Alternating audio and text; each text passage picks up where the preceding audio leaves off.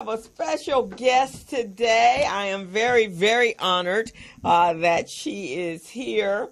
We just talked last night and it just like happened. And she said, let's do it. Yeah, she wanted to come on and we want to have you, and it just worked out perfectly. So today we have two attorneys in different spaces, works. And they're both here to talk about what they do. Miss Shawn White. First, I want to let you guys know, Alicia's been here. Alicia Matson White has been here. She sat in. White Matson has been here as a co-host, and she's the founder of the Bella Network. And so this young lady is a Bella, and she's also the sister of Alicia. Very nice. Of Alicia. She's a West Coast native and result-oriented executive, community servant, and a lawyer with a superior record for designing complex partnerships, gaining consensus, and spearheading meaningful, positive, and sustainable change. She served as the chief counsel to a private foundation.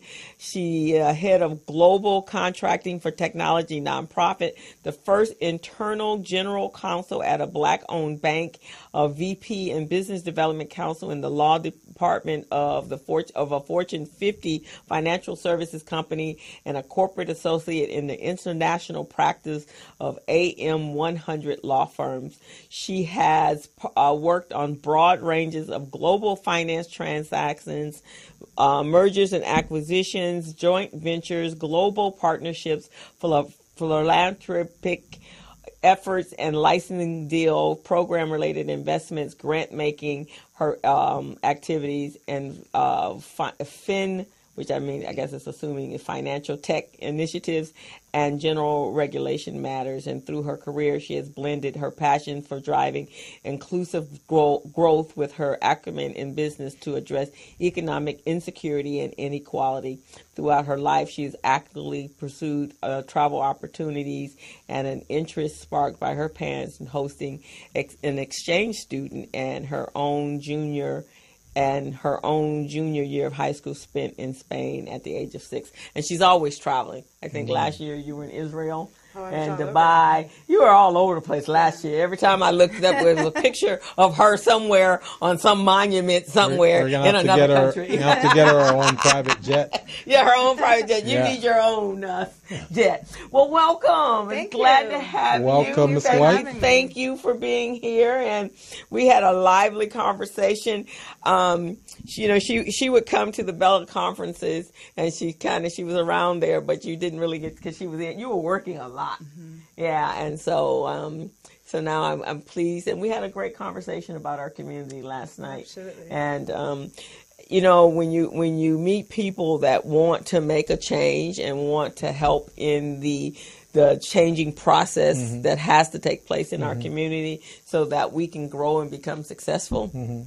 It's great. That's great stuff. Beautiful. Yeah. That's well, great welcome synergy. to the Business Zone. Yeah. Well, thank you for having me. One of the things that I was always impressed by at those conferences, whenever you and I were on the side talking, was that I really felt that our heads were in the same place, and that our hearts were in the same place around really wanting to see economic development for our community. And so I'm one, happy to be here, and two, just really excited to be standing next to a kindred spirit and to have just met Gilbert. Thank you. Yeah, there will be synergies for all of us. Thank you. Yeah. Thank you. It's because, as I said, my passion, I love being black, and I'm unapologetically black. I don't have a problem telling anybody that, but what hurts is that we just haven't grown to our potential. And of course, there's some situations that prevent that from happening, or they put obstacles in our places that prevents that happening. But not going to stop us. Not at all. And I think some of what you mentioned in your intro about really highlighting some of our success stories is that we have been successful. We are successful in these areas. And so I do a lot of work in tech, and we're led to believe in many instances that we don't excel in math. We don't excel in science, and we look back over our history and we see that that's just not true. That we have a long example of having our predecessors and those who have paved the way in so many industries be people who look like us, who just didn't get the recognition. So, you asked me what Black History Month meant to me, and how you started was it's a reminder of who we are, the richness of our story, that our story did not begin with the slavery story. and that's not all that we're about, even though it's not what we're taught traditionally. And then it's also an opportunity for us to take a scorecard and say, how do we leverage that to move ourselves forward? So where have we been over the last year? Where are we now? And what are our challenges? And what are the opportunities that we can take advantage of in the coming year? So, yeah, again, happy to be here. And it's a continuation of telling our story. That's really what Black History Month and year is all about. Continuously tell the story, because one of the things we recognize in marketing is that consumers, you don't really hit them until they get the message at least 7 times. 7 times. You got to keep hitting them with the same message, because the first time they hear it, oh, I've heard that before. Oh, I'm not interested. Oh, I'll get to it later.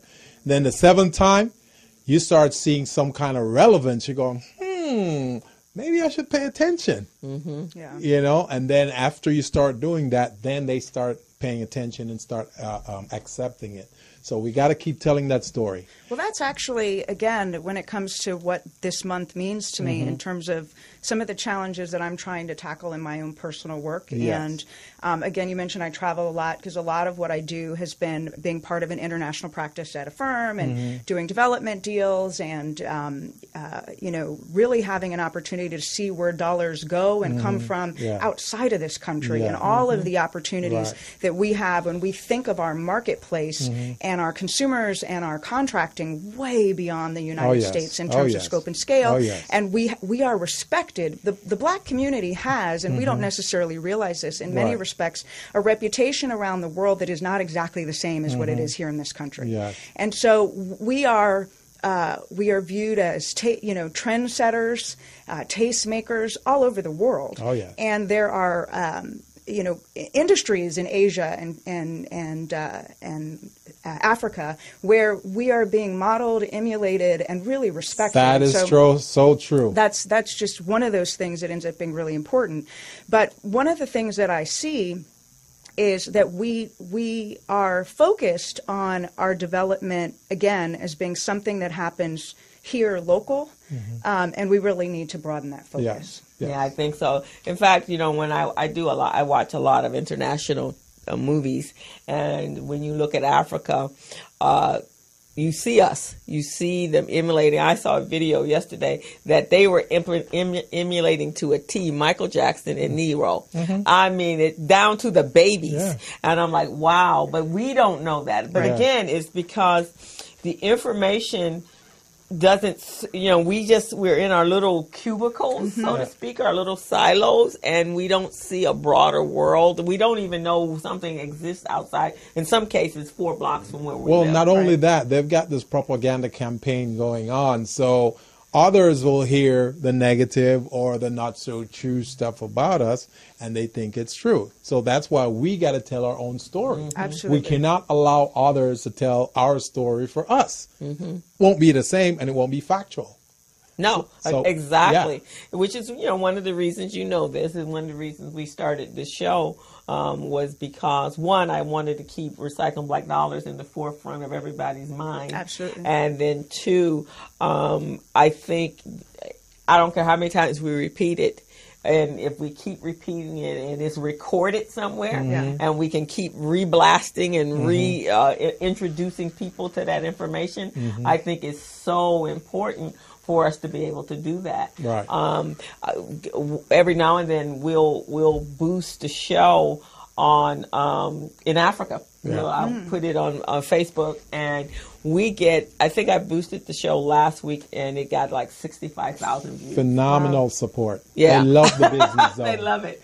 Kenya, Nigeria. It's all over the continent of Africa. And this month is just a great opportunity because we have the spotlight on our community. That's what I'm talking about. Not just here, but all over the world. So you're right. When you talk about the message, someone needing to hear the message 7 times, the month of February gives us a lot of opportunities to get the message out. Not just who we celebrate, but also what our needs are, what we expect our allies in the business community to do. I'd really like to see this month not just be about the commercials and other things that celebrate our inventors and our hidden figures, but also about launching initiatives and using that airtime to say, this is what we're going to commit to for supplier diversity. Yes. This is Yes. what our initiative is going to be for the next year Yes. around specific customer Right. base, growing a customer base, or contracting with, or getting entrepreneurs ready. Absolutely. Getting them contract ready and business ready, or even bank loan ready.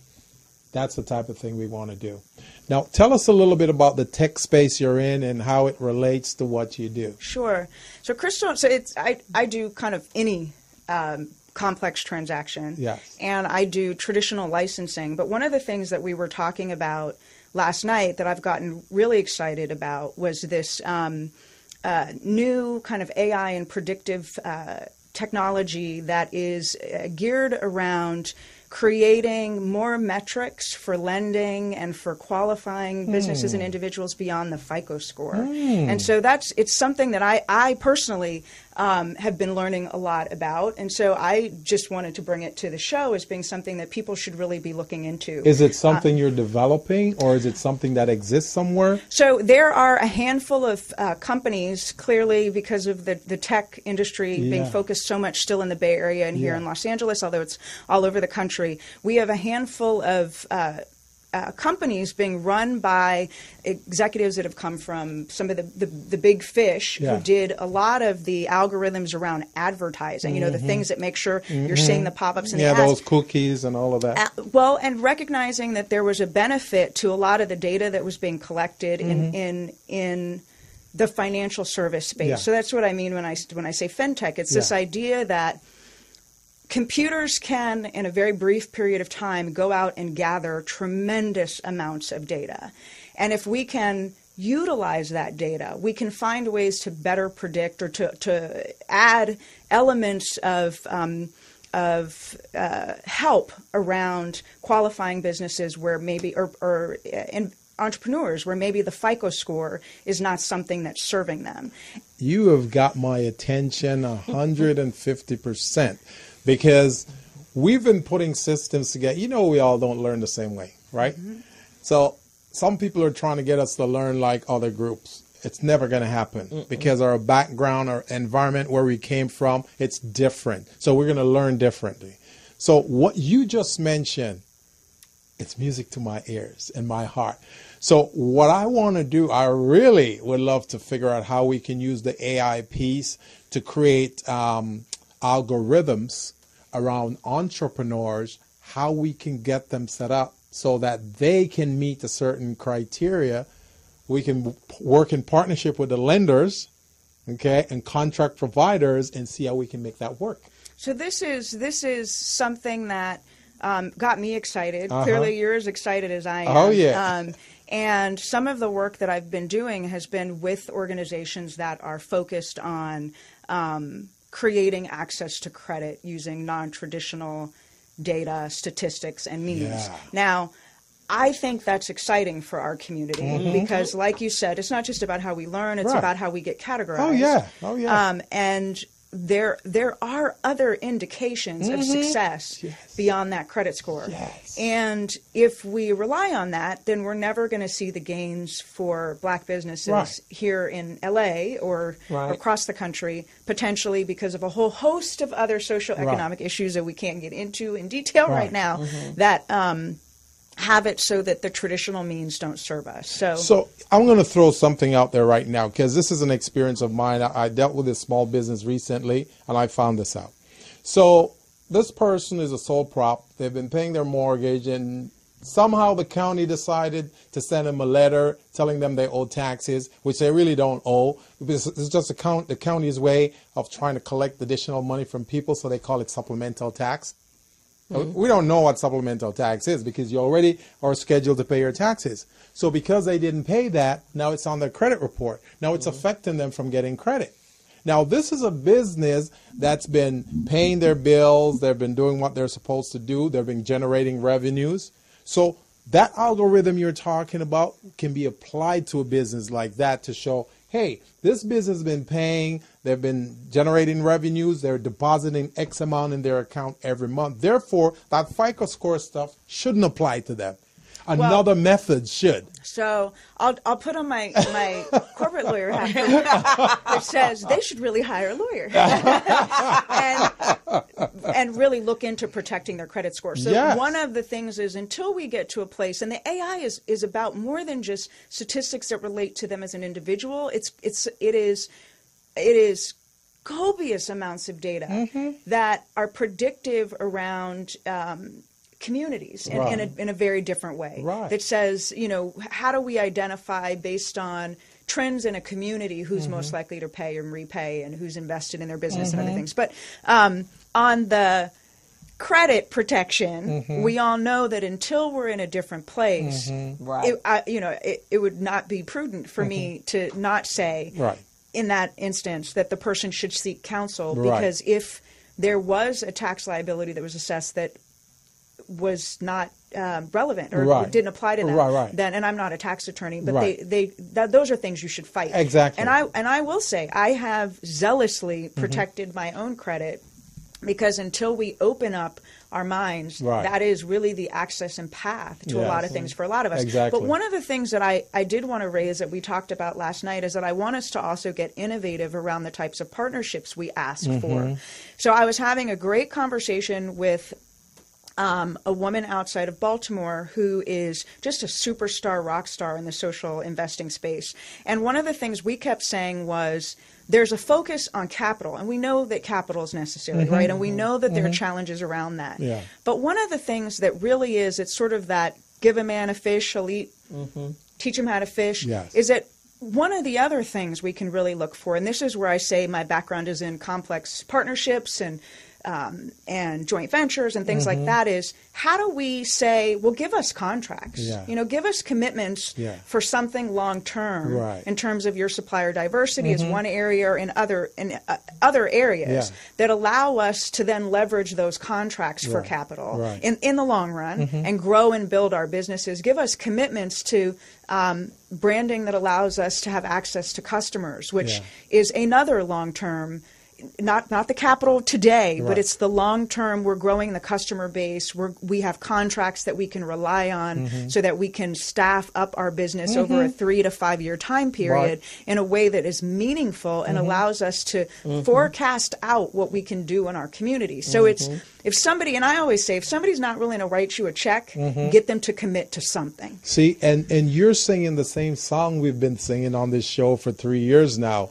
We're trying to get small businesses not to just focus on transactional business, because transactional business, customer comes in today, you take care of them. They may not come tomorrow, not next week, not next month. So you don't know where that other revenue is coming from. But contractual business, now you have a contract for at least a year, 2, 3 years. You can budget, you can do projections, you can do all of those things. You can hire people. And you can market on that, right? So that's been something that's been important to me wherever I am, is finding a way to utilize and create long-term opportunities for us to work with Black businesses that allow them to then go out and say, provided that we're happy to make the referral, but that we're making a referral.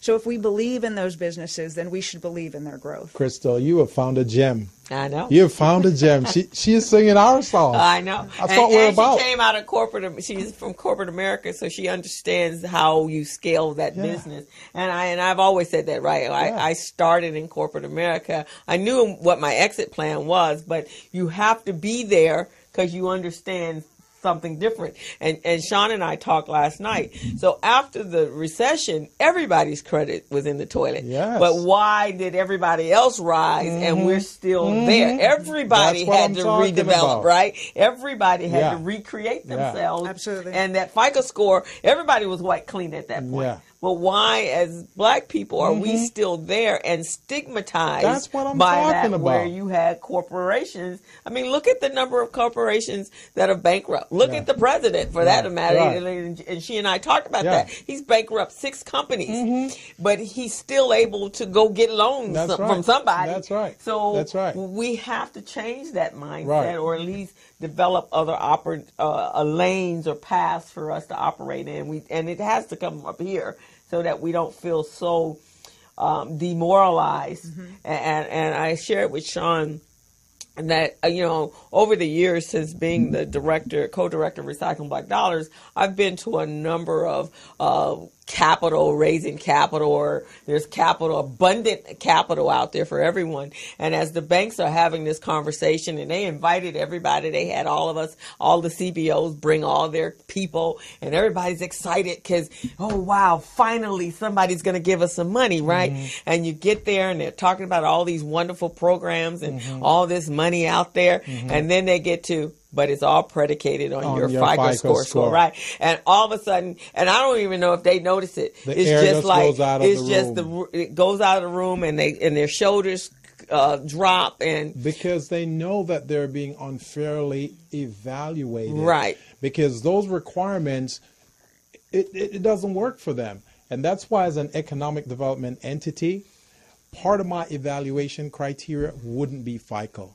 It would be that company's ability to repay, because many of these small businesses, they're generating revenues, they're paying employees, they're paying their vendors, and they have money left in the bank. But because the FICO score is bad, they're telling them you don't have the ability to do this. Or if they don't happen to have capital, look at or collateral. Yeah. I mean, look how many people lost their homes. Right. So once you lose, and she and I talked about this, why you have to personally guarantee and put your home up as the guarantee for a loan for your business.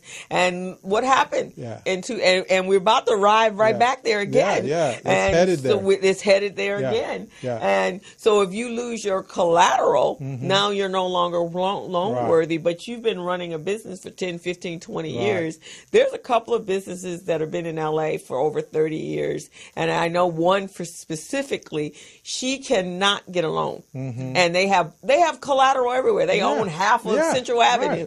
But she has been denied a loan so many times that now she's like, I don't even want to go look for it. And that's something I think our next guest, when he comes up here, we could probably talk about a little bit too, because since he runs an economic development agency, let's see how we can do this, because no longer are we going to depend on certain groups to survive. We got to be self-sufficient. We got to figure out a way. We got to pool our resources and let it work for us, our small businesses. Exactly. Yes. Because we if what is it? I think, what was the layest report that came out a couple years ago, that we're like it'd take us 250 something years to, it came out, and Michael might know it. It would take us 240 years to actually get to the level or on a even basis with white America. I've heard about it. I think that was I don't know if it was in the New York Times or Forbes. There was some study that was done. That for black people. So, I mean, 240 some years, that's not even, our babies aren't even born yet. It's not going to happen. We're going to have to take a different course. But we're at the top of the hour. Let's go ahead and take a quick break, and we'll come right back and continue. And we're going to bring Michael up with Shawn, because I think that's a conversation, so he can pop up. Excellent. And I think that would be great. Okay, so you don't mind? Oh, no, of course not. Okay. So for all of you who have been tuning in, this is a great conversation. I want you guys to participate. Give us a call as well. Our phone number here is 323-293-3375. That's 323-293-3375. You're on the Business Zone with Crystal and Gilbert Buchanan, your small business paramedic. Take a break. Hello, meet Larry. Larry is a general contractor. Larry is very good at his craft, but Larry has a very tough time managing his paperwork because he is busy taking care of his clients' needs. Larry just cannot find his important business documents when needed. Larry is also being passed over for bid opportunities from prime contractors because he is perceived as not ready. He doesn't know where his business license, certifications, insurance, and other key corporate documents are located most of the time.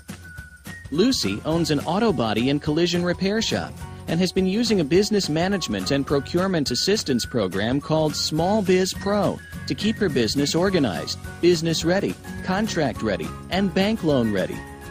Small Biz Pro is a 3-in-1 cloud-based business management, procurement, and market research assistance system designed to help businesses become business ready, contract ready, and bank loan ready. It also provides back-office operation solutions for small businesses.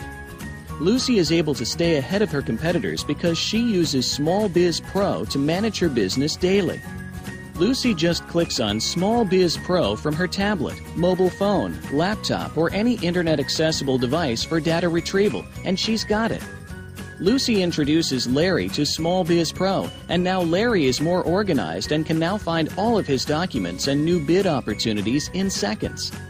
Larry now saves $120 in labor costs for each missing or misplaced document. Just simply go to your web browser and log into smallbizpro.net and register today for a limited 30-day free trial offer. Services start as low as $1 per day. Let's put the competition out of business. Small Biz Pro. If you stay ready, you don't need to get ready. Register now at smallbizpro.net and begin saving money. Email info@smallbizpro.net or call 626-533-1186.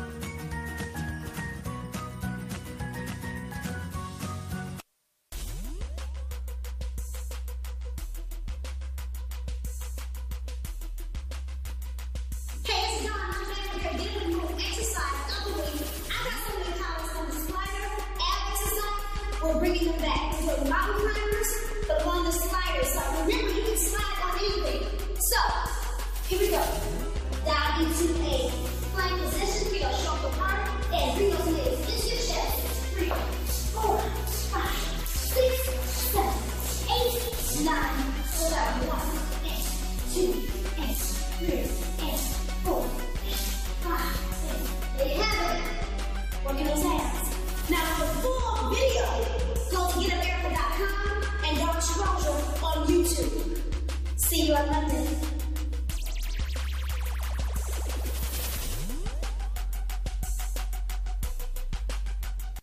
Hello, meet Larry.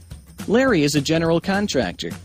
Larry is very good at his craft, but Larry has a very tough time managing his paperwork because he is busy taking care of his clients' needs. Larry just cannot find his important business documents when needed. Larry is also being passed over for bid opportunities from prime contractors because he is perceived as not ready. He doesn't know where his business license, certifications, insurance, and other key corporate documents are located most of the time. Lucy owns an auto body and collision repair shop and has been using a business management and procurement assistance program called Small Biz Pro to keep her business organized, business ready, contract ready, and bank loan ready. Small Biz Pro is a 3-in-1 cloud-based business management, procurement, and market research assistance system designed to help businesses become business ready, contract ready, and bank loan ready. It also provides back-office operation solutions for small businesses. Lucy is able to stay ahead of her competitors because she uses Small Biz Pro to manage her business daily. Lucy just clicks on Small Biz Pro from her tablet, mobile phone, laptop, or any internet-accessible device for data retrieval, and she's got it. Lucy introduces Larry to Small Biz Pro, and now Larry is more organized and can now find all of his documents and new bid opportunities in seconds. Larry now saves $120 in labor costs for each missing or misplaced And we're document. back on the Business Zone with Crystal. Gilbert Buchanan, your small business paramedic, our very special guest, Miss. Shawn White. And we've got a new guest on stage with us, which we're really are welcoming here today. And Crystal, who do we have here on stage with us? Actually, it worked out perfectly because we actually have 2 attorneys All right. on stage today, but both of them have extensive corporate background. But this gentleman here, Urban League is really close to my heart, and you know that I've been doing a lot of collaborative work with them for the last 10 years, as long as I've been the co-director of Recycling Black Dollars, and I love the Urban League. And but today we have the president and CEO of the Los Angeles Urban League. He's currently serving. They're one of the oldest and most respected civil rights organizations in the United States, dedicated providing economic empowerment, educational opportunities, and the guarantee of civil rights for underserved communities in the Los Angeles area. He began his service as the interim president in November 2017 and was appointed to the president in 2018. In September 2013, he was nominated by President Obama to serve as the United States ambassador to the Council of International Civil Aviation Organization, ICAO, a UN specialized agency, in a position that he held from July 14th to January 2017. The 36th member of the ICAO Council set the standards and recommended practices and policies in support of international civil aviation sector worldwide. Before serving as the ambassador, he served on the board of airport commissioners for the Los Angeles airport from 2005 to 2011. And the president of the BOAC from 2008 to 2011. And during his tenure, the board was responsible for overseeing the management of the systems of airports under its control, including Los Angeles International Airport, LA, Ontario International, and Van Nuys.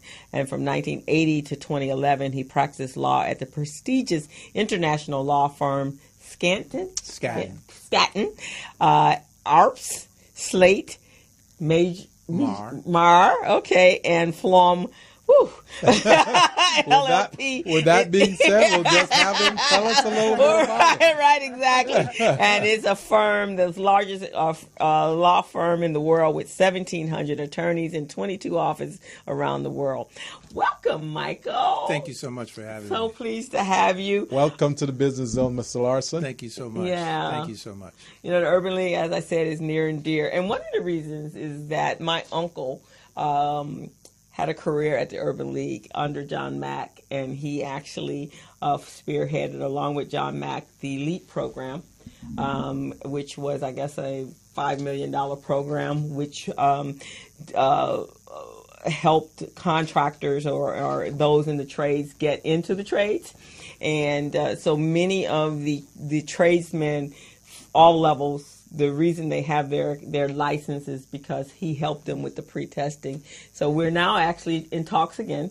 My uncle still has that program, been doing that program for a long time. And so we talked to Brian over at the Urban League. And so he... Our COO. Right. So he's bringing his team of young men, of people, and he's now... They're training new guys that have come out of and gotten their license and now retired in the trade, and they're still reaching back to and bringing in and recruiting new people for the construction industry. Excellent. That's so important right now because Los Angeles is ground zero for the most the biggest infrastructure projects in the country are going on right here between Metro and Los Angeles World Airports and other public-private partnerships. There's more digging going on in Los Angeles than anywhere else in the world.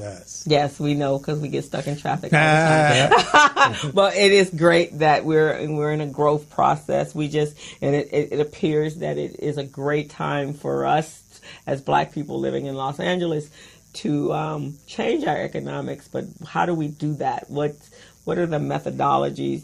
And I think one of the reasons I collaborate is I know we cannot do this in silos, and I know we cannot do this by ourselves. We all have to come together to make a change for our business communities and our families and our children. Yes, absolutely. You asked the right question, which is how do we move forward and not spend too much more time on why we're here, because we are here because of centuries of discrimination, centuries of holding us back, centuries of making sure that we do not get our fair share of what's of the bounty that was this country and is this country. But there is a pathway forward. And it's going to involve all of us. It's got to be all hands on deck. We can't sit back and wait for someone else to do something for us or give us a hand, because we have got the ability to do it. We just have to put our heads together and make sure that we're holding each other's hands and walking the walk and talking the talk. That's great. That's great. And we were while you were watching us, having this wonderful conversation with Shawn on some avenues and some solutions, because that's where we should be right now, is that solution orientation as opposed to we all know what the problems are. We need to not keep talking and beat them to death. Now we just have to have some sort of solution. So what do you guys think? I mean, in addition to what she's speaking of? I was fascinated by the conversation and very encouraged by the conversation. Everything you're talking about is critical to making sure that we have the ability to compete in the market on a level playing field, because there hasn't been a level playing field. Right. And the algorithmic approach is something that is critical. The FICO score is too broad and doesn't give the correct picture of the people that, and the businesses or the people that stand behind them. But I would also say that that's not enough. Right. The algorithms are going to give additional metrics, and the additional metrics plus the work that you're doing in terms of helping our entrepreneurs cross the T's and dot the I's in terms of the way they manage their business is going to be very helpful. Yes. Yes. But one of the key elements has got to be relationships with the people that have the money to lend, have the money to invest. Yes. We have to develop those relationships, and we have to be upfront about the necessity for them. And let's be clear, the majority, the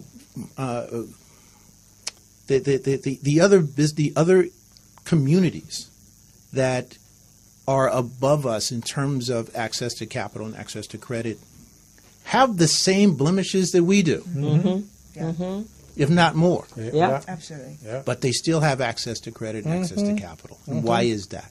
There's privilege on their side. Well, but what is the source of that privilege? The source of that privilege is a relationship between them and the people that have the money. That is true. So one of the things that we have to do is develop those relationships. Number one, we have to do what we can to increase the number of financial institutions within our community that are able to play on that side of the game. But even without that, we have to be intentional about developing relationships with the money lending part of the economy. I first saw a glimpse of this when I first started at Skadden Arps. The year is 1980. Carter interest rates are 18%. The prime rate was 18%. Wow. You know, we're looking to buy a house. And because of the relationship between Skadden Arps and Citibank, every attorney in the firm was automatically a member of Citibank's private bank.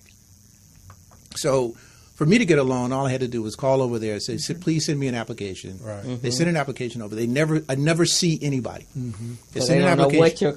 what your skin color is. They don't know what my skin color is, and they assume, of course, that I'm not black because Skadden doesn't hire black people.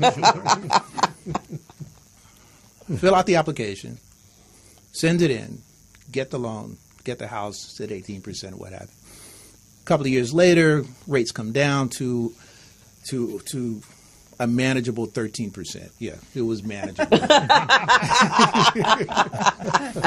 So it's time to refinance. Right. Call them up, ask for the form. She sends it over. I fill out the form, send it back. She calls me up. She says, Mr. Lawson, we have a little bit of a problem. You have too much personal debt on this application. You don't meet the criteria. Do you mind if we wipe these out? Wow. So now you're beginning to see the workings of it, how it works. Wow. Really? Yes. Wow.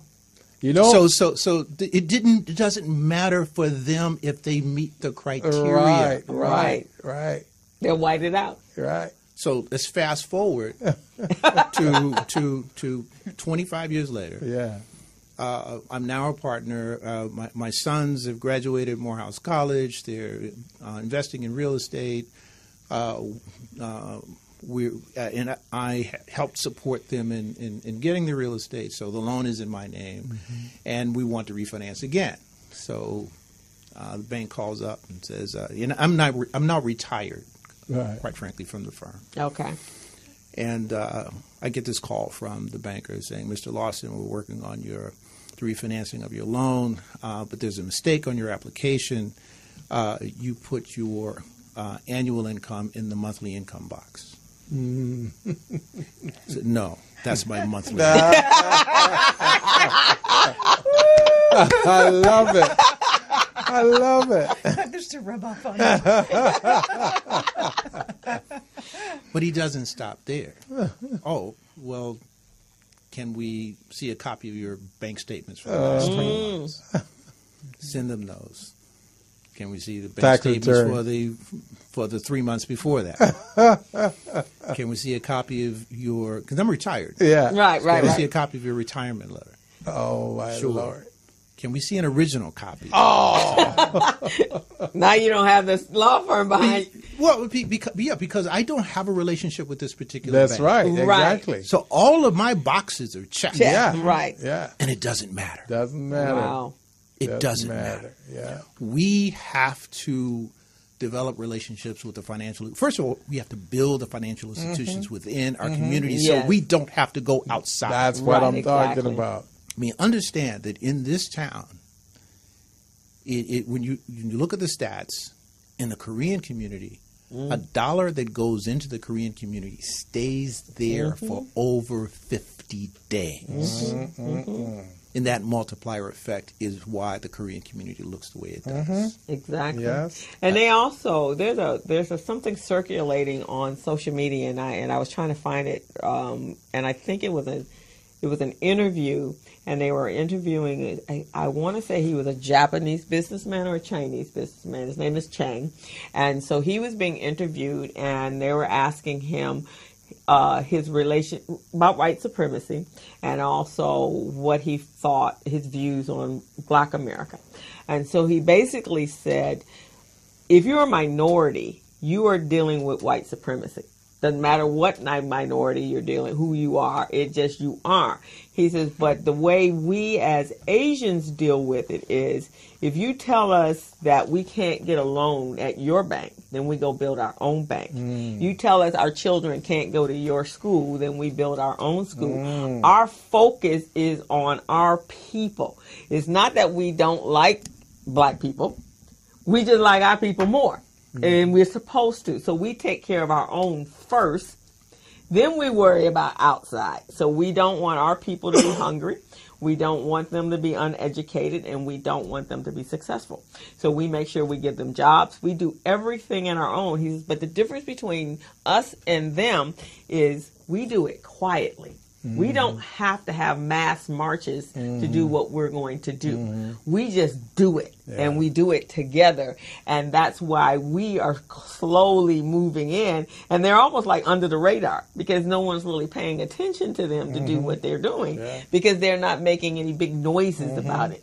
They're not wearing their wealth around their neck and they're on their cars or any of that. But they're in their communities doing what they're doing, taking care of their own. That's exactly right. That is exactly right. And that is a model that we clearly have to emulate, but we don't have to emulate it on our own. I mean, the fact is that we have been, everybody on this panel understands the math of investing and the math of the multiplier effect and so on and so forth. And you know that the worst thing you can do to follow that model is lose money. Losing money is worse than gaining a small amount. Yeah. And we have lost is the wrong way.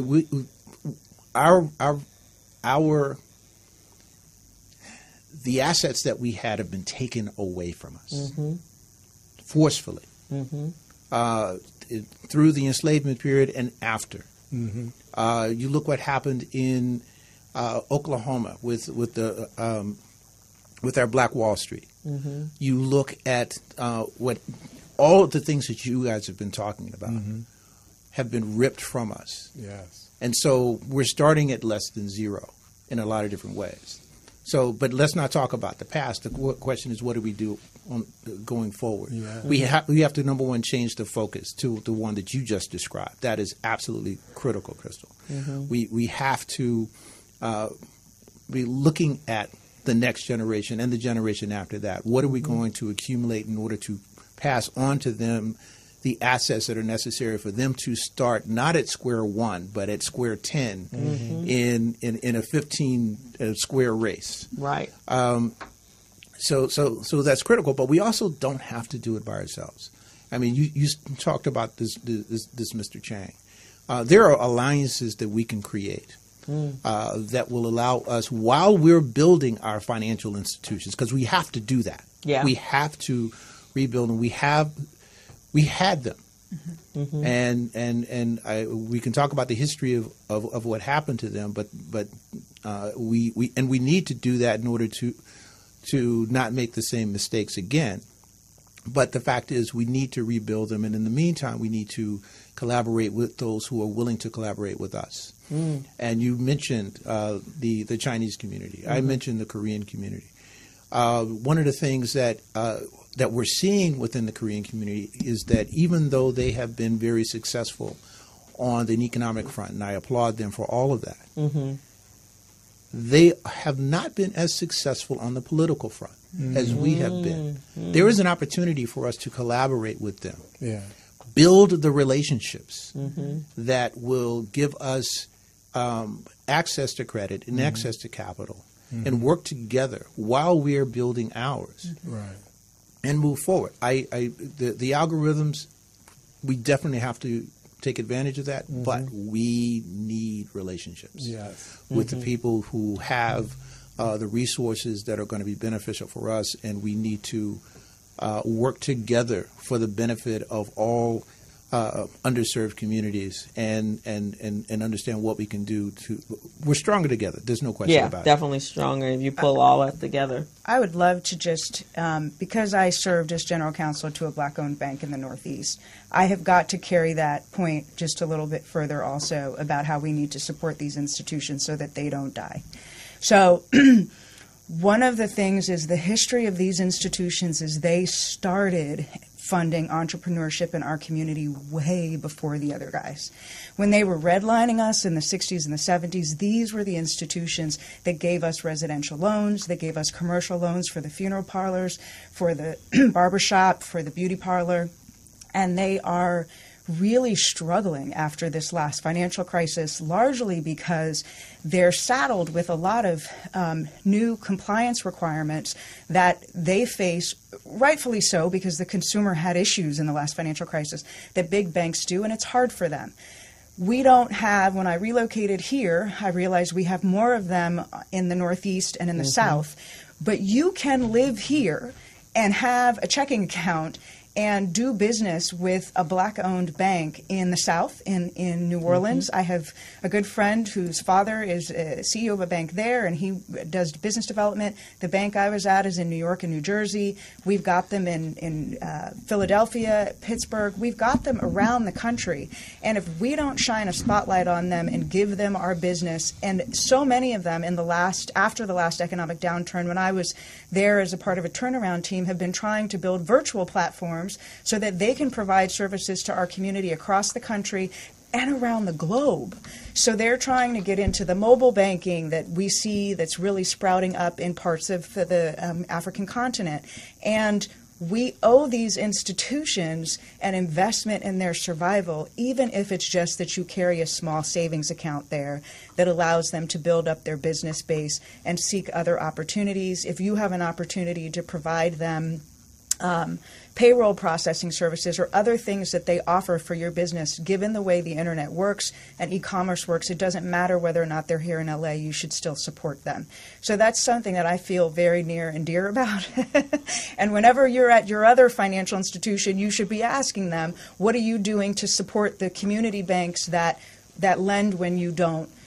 Because large financial institutions can also do joint development deals and and work with community banks and offer them opportunities on very lucrative investments to be a part of that, clubbed into those investments, and all of those things we should be forcing them to do so that our institutions survive. And that's one area here in Southern California where I have seen our Asian communities really do support these financial institutions, and they are here and they're thriving. We don't see them as much, but they are here and thriving, and they really are supporting the communities here.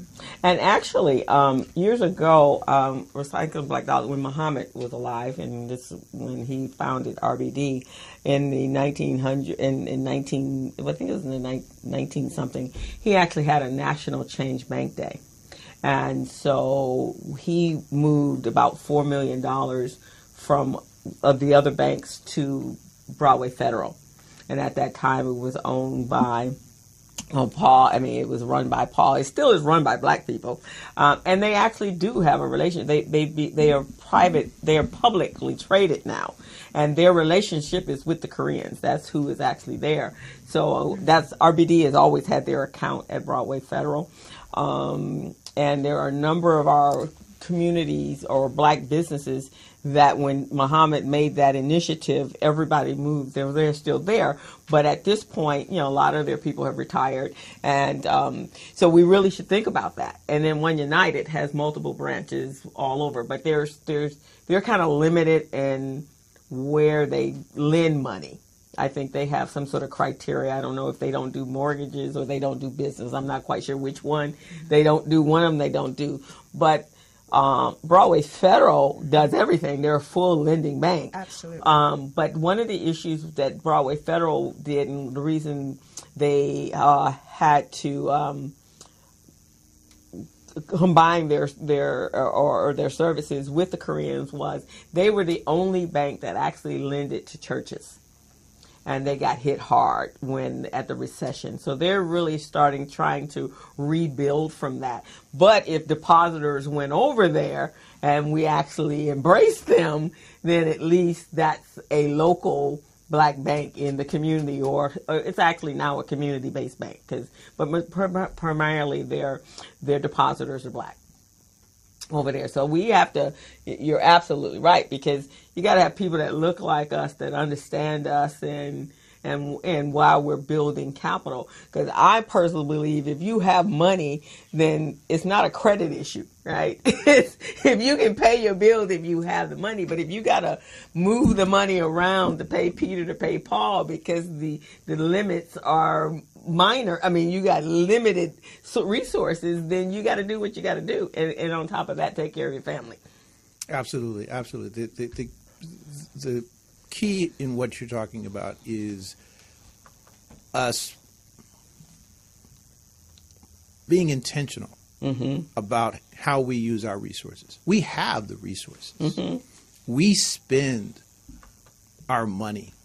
It just doesn't get spent in our community. Yeah. No, that's very true.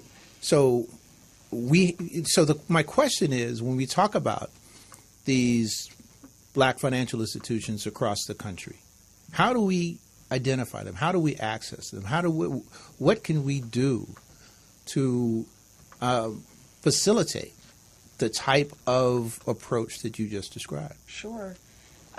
So there have been, the CEOs of these institutions have been working rather actively with the Office of the Comptroller of the Currency. So there is actually a list of black-owned banks, and I believe, and I can share it with you so that you I think can there put it are on. 38 of 38 of them or something of that nature.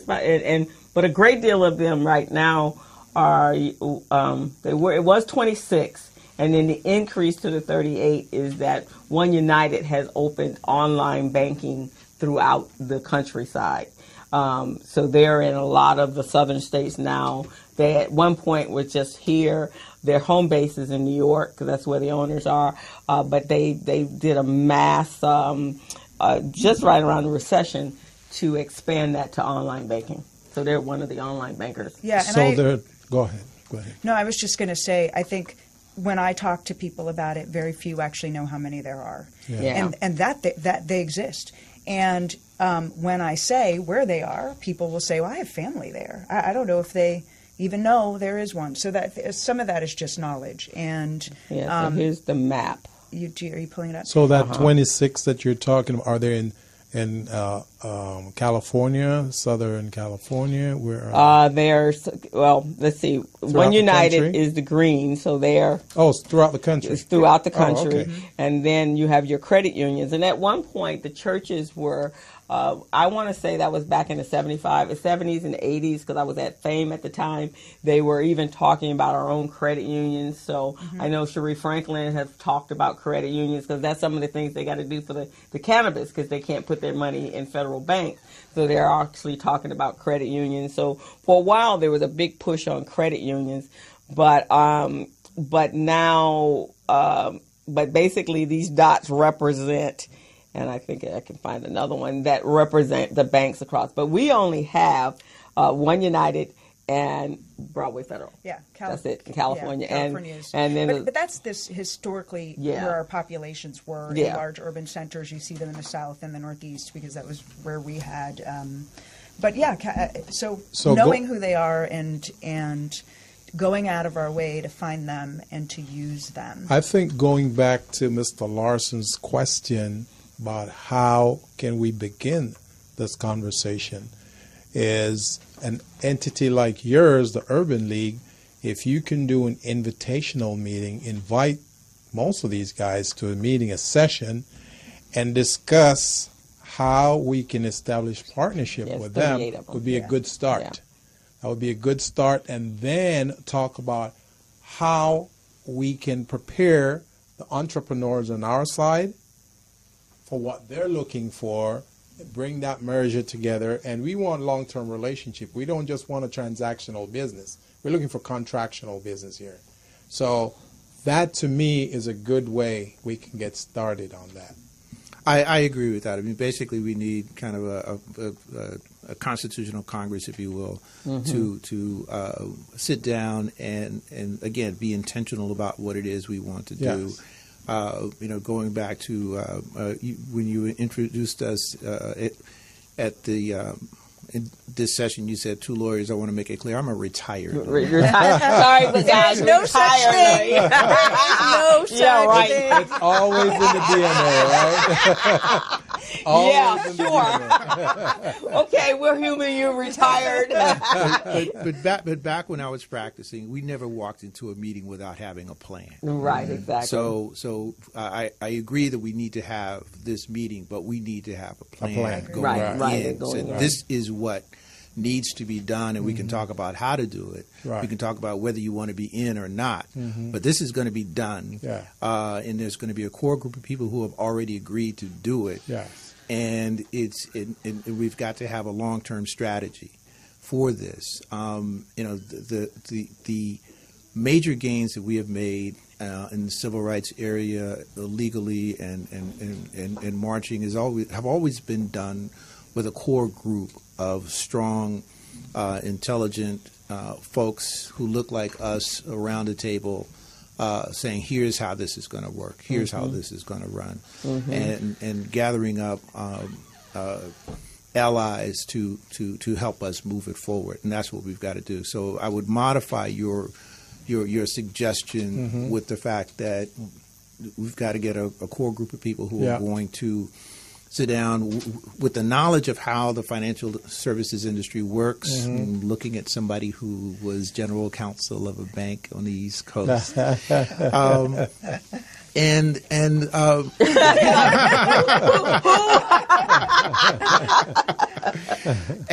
come up with a strategy that we can execute on. Right. Yeah. And I know Crystal was involved in a financial, I want to say, conference, phenomena, whatever, with the Milken Group. Yeah, the Milken Institute. And you guys sat down and you were trying to come together and put a system and a process together.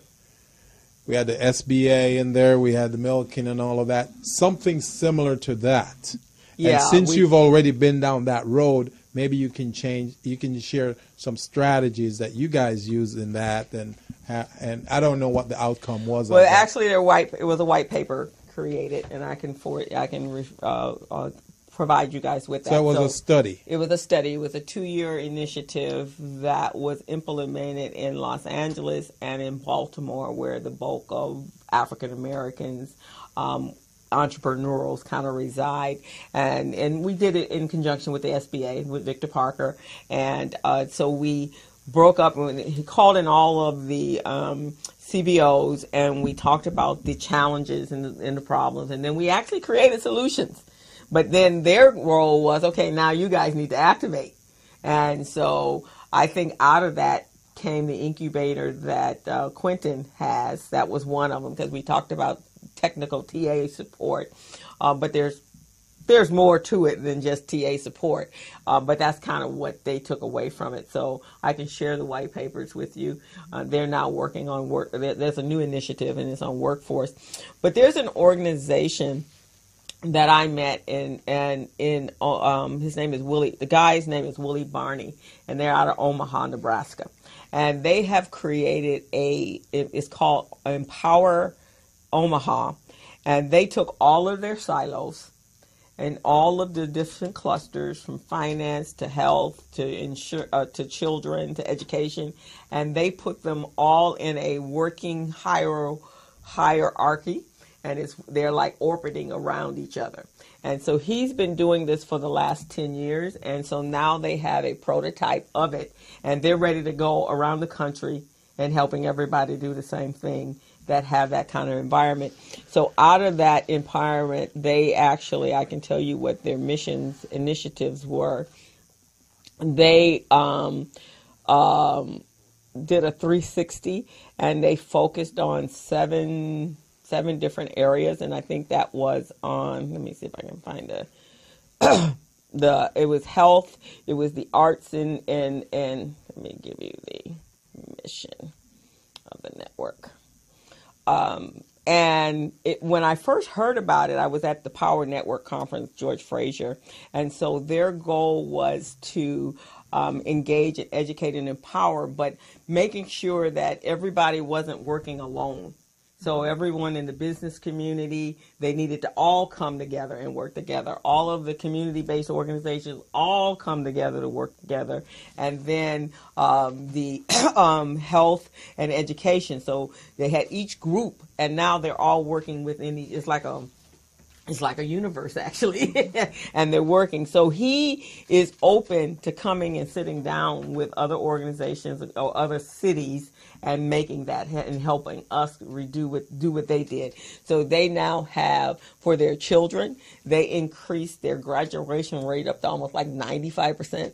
So everyone from that 10-year period that they're working on, gone to college, now they are employed. I think at the time when I first met him, the only thing at that time they didn't own was the hospital, and now they own the hospital. And even at the time that they started, they had people from the outside saying, we want to come in and help, white people, the other national. And he's like, no, we have to do this ourselves first. And we have to build, it's a 7-step program that they have. And we have to do this. We can't have outside help, because what happens is then we lose our own initiative to do what we're supposed to do, right? So the 7-step empowerment program, and I've spoken to him, and so theirs was employment and entrepreneurship, and that was sustainable living wage work. Everyone wants a job, everybody gets a job, and then a career and successful business.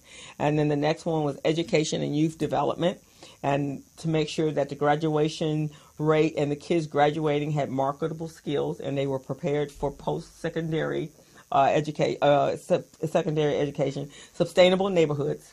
So they had a whole zone where they built and bought everything, and education programs and for the school, healthy wise, faith, hope, and community engagement, and violence intervention and prevention, health and family services, and finally arts, culture, history, and media and communications. So this gentleman that you're talking about, where is he from? Omaha, Nebraska. Oh, his name is Willie Barney. So we'd have to invite him here and pay his airfare and hotel and all that good stuff. Yeah. But if we got a group of people to do that, he would come out to all of the, we pull all our community-based organizations and everybody else that wanted to get on board, and he would sit down and at least lay out the plan and how they executed it. I think we need to do something because we constantly rely on the dominant culture to help us, and it's not happening. I mean, and if we do get something, we're going to get a little scrap. And that scrap is not enough to sustain us. We need sustainability. So we got to build our system, our infrastructure, make it work for us. And I don't like throwing out the names of groups and all of that, but I'm just going to do it now. The Asians, you see how they work together? Yeah, that's what I was saying. They don't go to anyone else. They do it themselves. They've got their banks, Asian banks and all, and investors.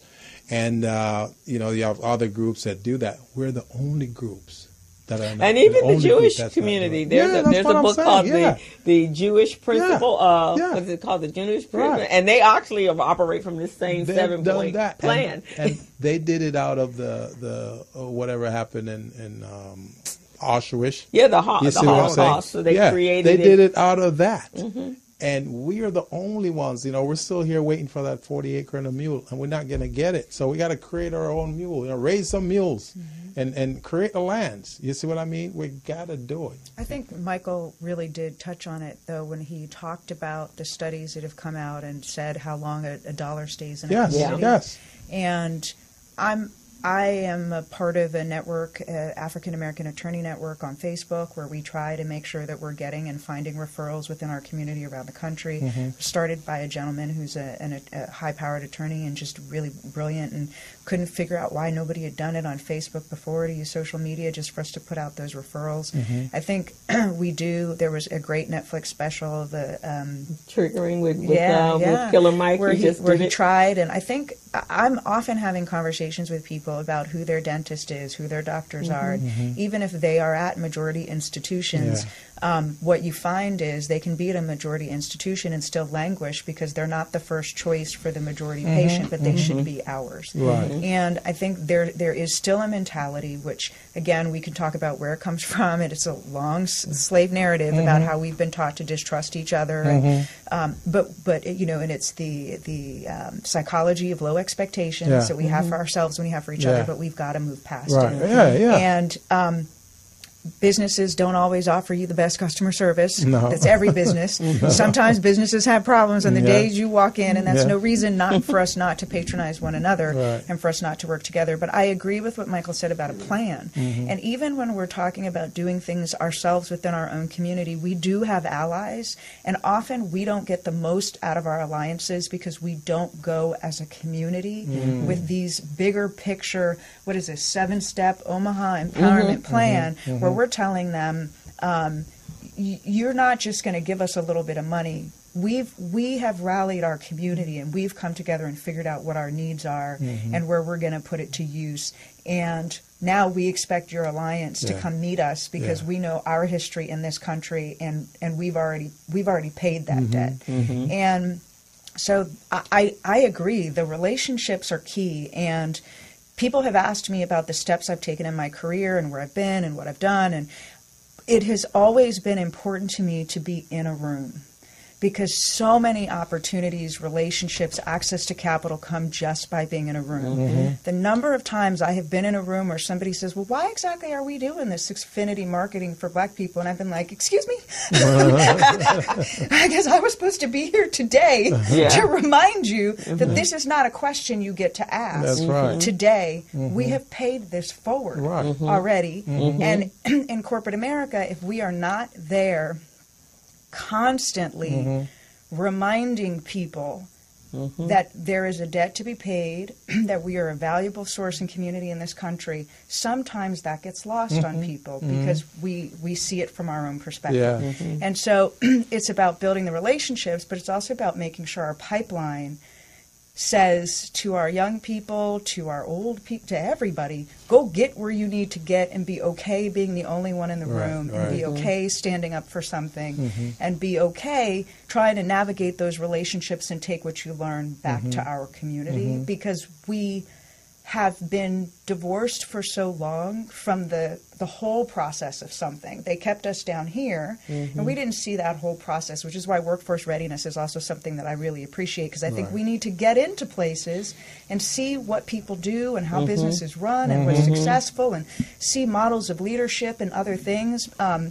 Because one thing about this Empower Omaha concept is we see the successes of big tech companies like Uber and Facebook, and maybe Facebook's not a good example, but we see that, and we think it was just 3 founders sitting in a room, but when you go and actually read their story, you realize they sat in a room, and then they got introduced to this CEO, and then they got invited to attend this think tank at this university, and they did a boot camp on entrepreneurship, and then they did a small business boot camp, and then they got flown to meet the CEO of the similar company, and their private equity investors then got them access to meeting here and flying there. And so we see that and think, oh, it was just them in a room. But it really was an incubation process that was a whole lot of things that came together that prepared those 3 people sitting in a room who don't know any more than we do, aren't any smarter than we are, aren't any more capable, but gave them the tools they needed to level up that business. And so that's what I see this as being about. Like, let's find our people with good ideas. Yeah, I believe that's what Michael was saying about the relationship. Absolutely. You know, that you said it perfect. Yeah, that was perfect. And that's what we need to do. And actually, we live in a technology world today, so we actually could have a telecommunications conference with Willie Barney and his group, at least to lay the groundwork to have the conversation. That's true. Invite those of like-minded and synergy to sit down, and they cover each of those 7 points and tell you how what the ground floor was and how they moved through for the last 11 years in order to do that. So it does appear like they've been doing this Rebuilding the Village conference. They're having it on February 11th. Right, but it's like right now. Yeah. But we could actually have the conversation. I've actually already had an initial conversation with him when I was at the PNC conference last year.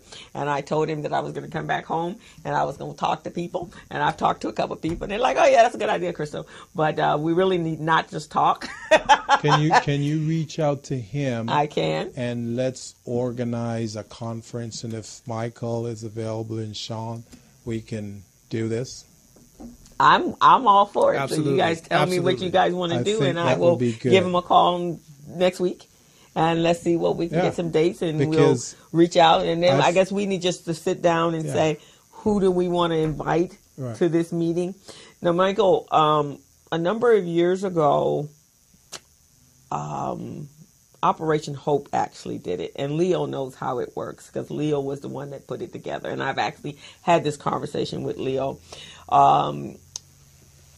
They reached out to all the CBOs and all the bankers, and that look like us, and we all sat down and we had a conversation, and then and so John Bryan was putting together something he was doing in Atlanta, and he was presenting it. But Leo knows how they put that together, and the number of people who was invited to sit down and have this conversation, and we were getting to solutions.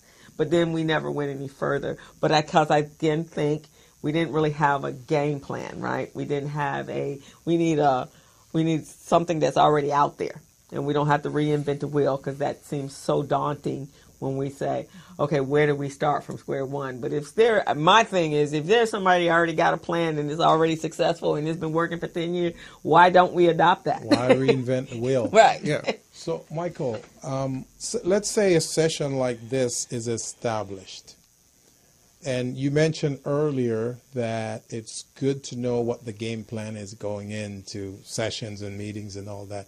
What do you think our game plan could be for a meeting like this? I think we have to do it in a way that's different than the way we've done it before.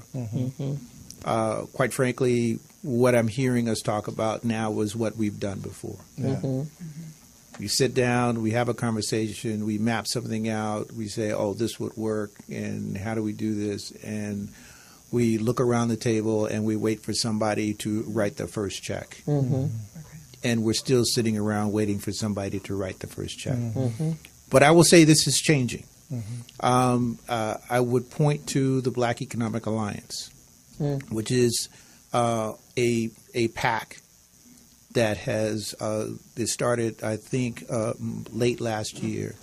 It's an African American PAC that is where people of who have the resources wrote the check. And there is money in the pot to have an influence on the politics of this country in a significant way. But it starts with people making the commitment. If you don't make the commitment, you don't get a seat at the table. Right. And then once you have that, now you move on. And this is not a new concept. This is I'm borrowing it from the Jewish tradition.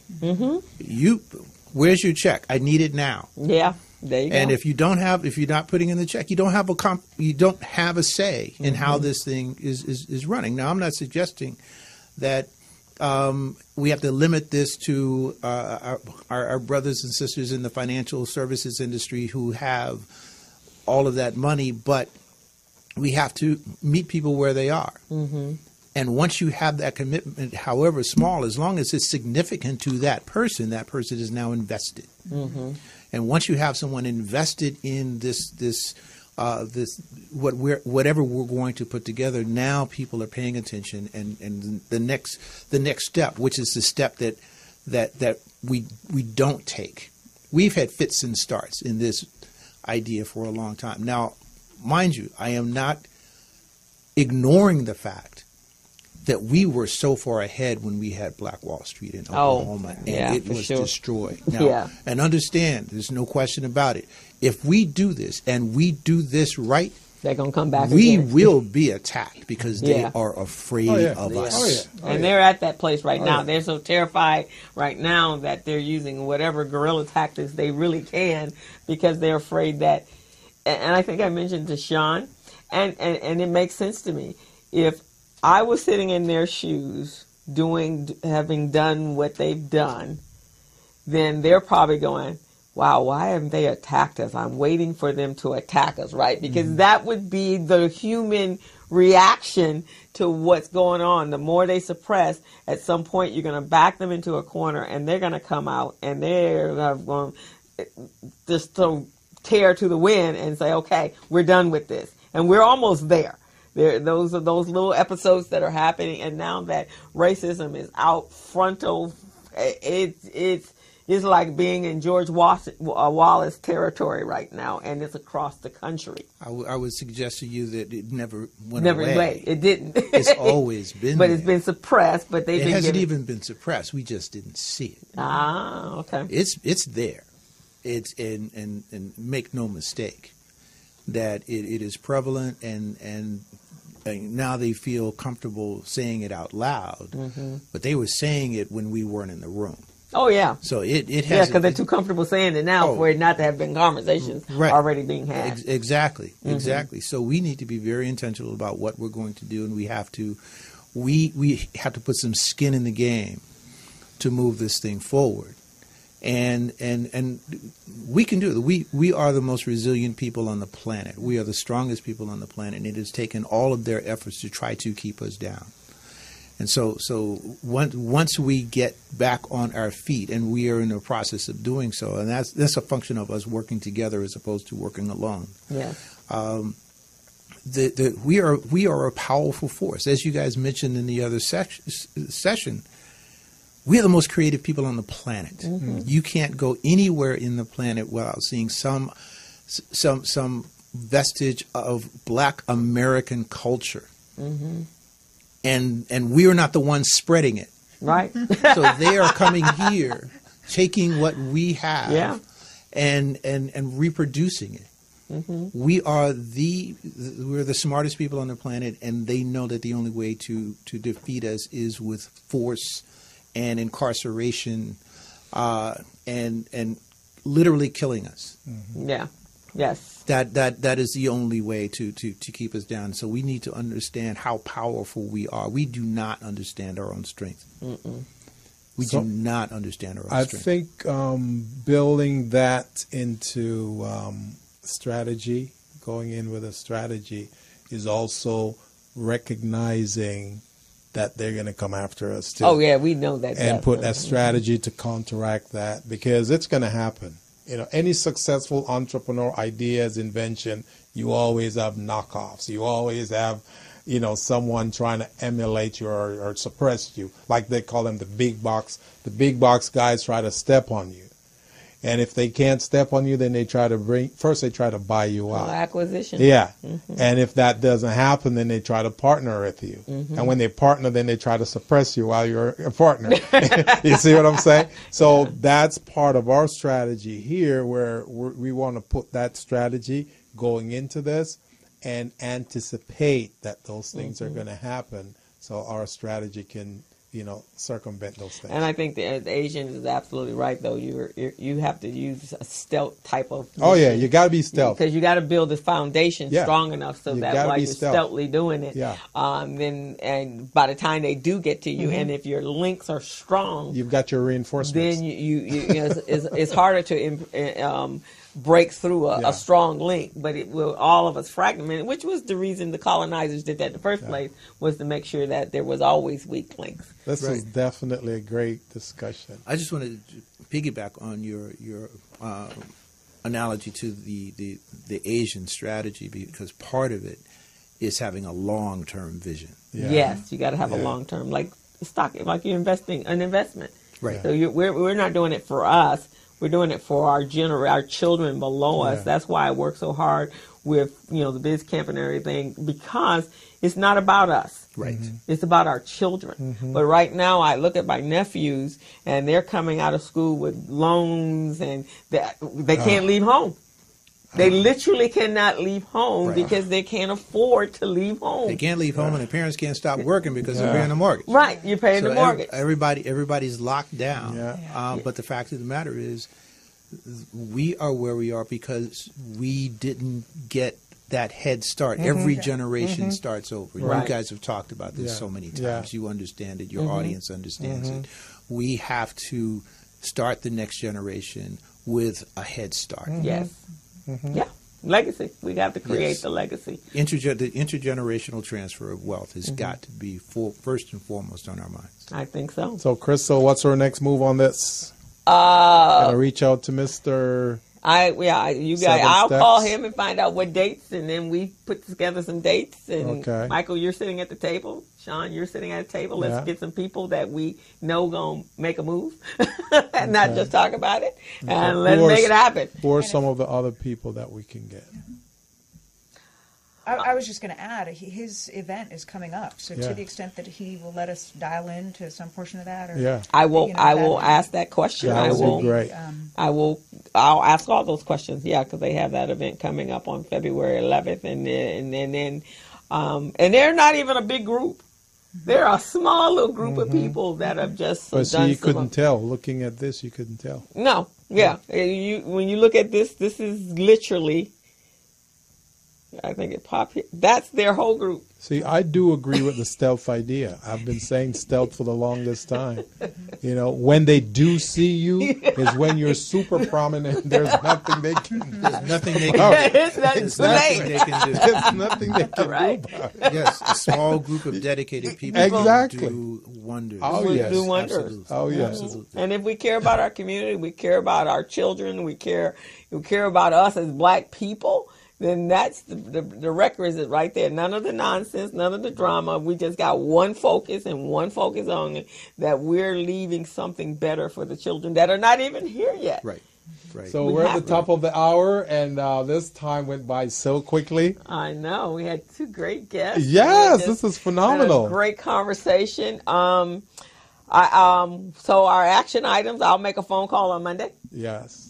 And then we'll go from there. Yes. And actually this Monday, has to happen. Yeah, well, actually Monday we'll be in a conference, but I'll leave a message for somebody, but I have their information, so I'll make a phone call. And I think that's the case, and then we'll go from there. So we want to thank our very special guest. Do both of you have some final parting words you want to share with our audience?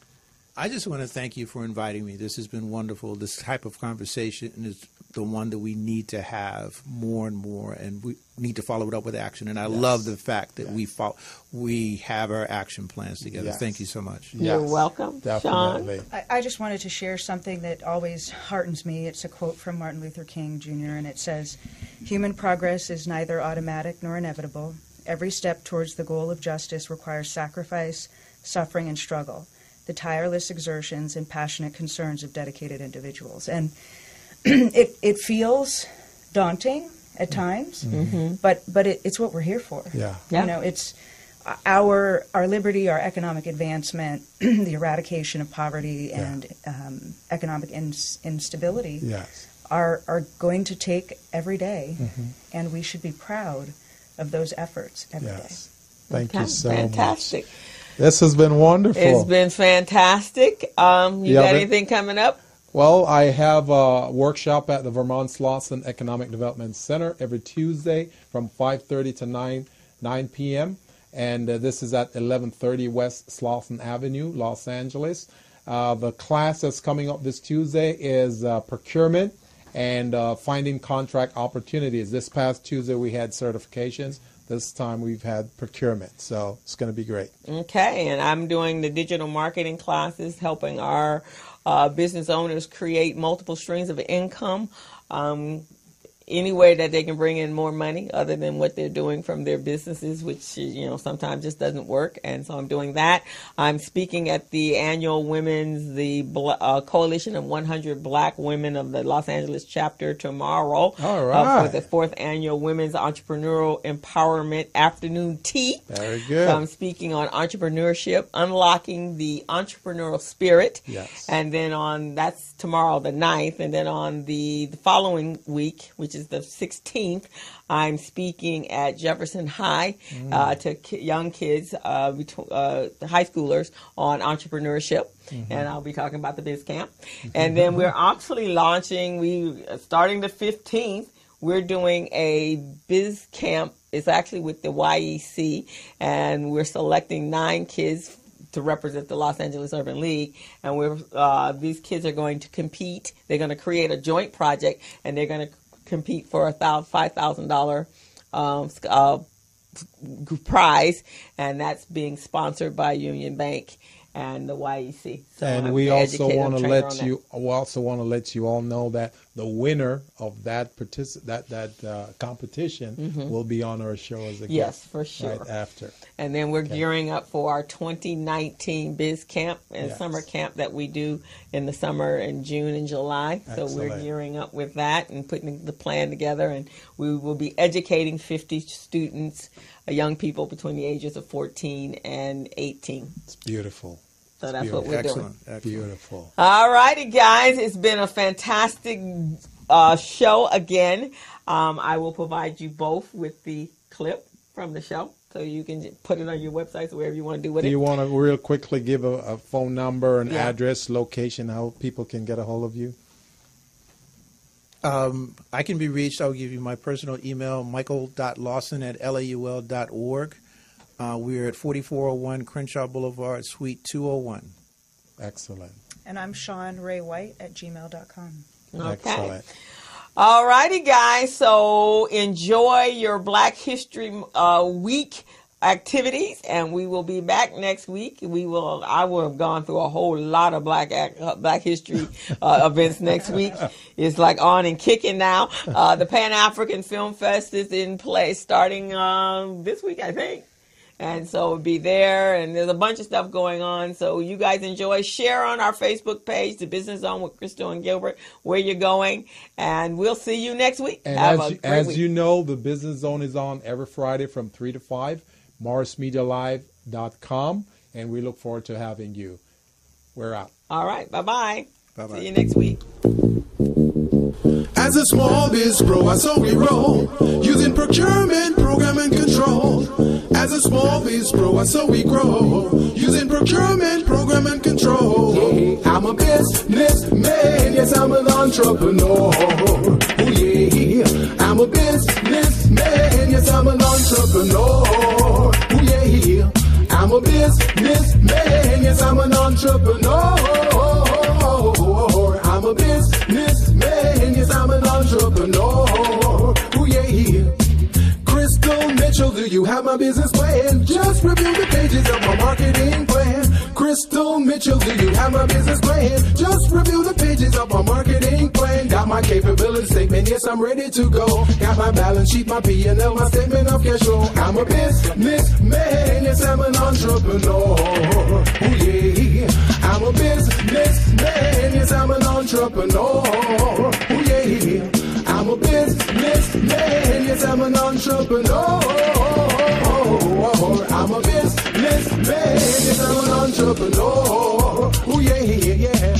Crystal Mitchell, do you have my business plan? Just review the pages of my marketing plan. Crystal Mitchell, do you have my business plan? Just review the pages of my marketing plan. Got my capability statement, yes, I'm ready to go. Got my balance sheet, my